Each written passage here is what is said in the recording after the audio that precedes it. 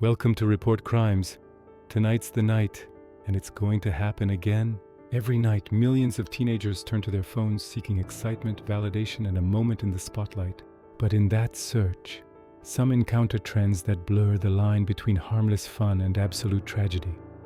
Tonight, we examine two real phenomena that exposed how social platforms can amplify serious, life-threatening risks. The Benadryl challenge and the Blackout challenge. Real challenges, real social warnings, a real need for awareness. TikTok is not just a social network. It is an accelerator for behavior. If content is thrilling, unusual, or perceived as daring, the algorithm pushes it forward at unprecedented speed. Here, attention is the highest currency, and for teenagers, risk-taking behavior is often the fastest route to achieving that attention. Adolescents are naturally wired to test boundaries. When an algorithm recognizes that high-risk content drives high engagement, it promotes it further. This creates a cycle that escalates behavior without regard for safety. The two trends we will explore were the result of a catastrophic oversight in this internal mechanism. Benadryl, a medication found in medicine cabinets across the country, used for allergies. It seems perfectly safe. But in the online space, it was rebranded as a tool to induce hallucinations. The challenge was simple. Consume doses far exceeding the recommended limit and film the results. What teenagers didn't see in the flashy videos was how extreme consumption affects the body internally. The first scattered reports emerged in early 2020, but the threat escalated rapidly in the summer heat. May 2020. This is the first alarm. 3 teenagers in Fort Worth, Texas were rushed to the ER after a deliberate, life-threatening overdose attempt linked to the challenge. August 2020, the challenge peaks. Following the tragic death of a 15-year-old girl in Oklahoma, the trend exploded into a national crisis, forcing authorities to move. This drug, in massive doses, disrupts a critical system in the brain and the heart. We saw a sudden increase in teens presenting with severe toxicity. Extreme disorientation, dangerously rapid heart rates and seizures. These were not just bad trips. They were potentially life-threatening physiological reactions. In Oklahoma, one 15-year-old tragically consumed a lethal dose while attempting the challenge. She thought she was participating in a game.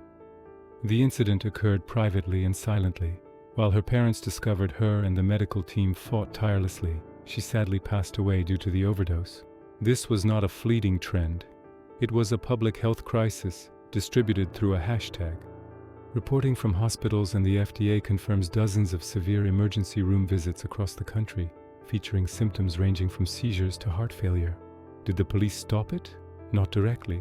This was not a crime that could be addressed with an arrest warrant. It required a systemic shutdown. Was there a criminal trial? No. Proving criminal intent in a viral trend is almost impossible. But the challenge has fueled major civil lawsuits. Families of victims have pursued wrongful death claims against both the platform and the drug manufacturer, seeking accountability for the viral danger allowed to flourish on their networks. The legal battle for responsibility is ongoing.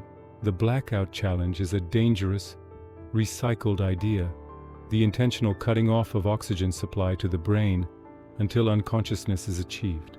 With the advent of TikTok, this solitary act suddenly became a social activity, aimed at proving daringness. The creators of these videos might appear to just faint and laugh, but they ignore the simple truth of biology. Our brain cannot survive without oxygen.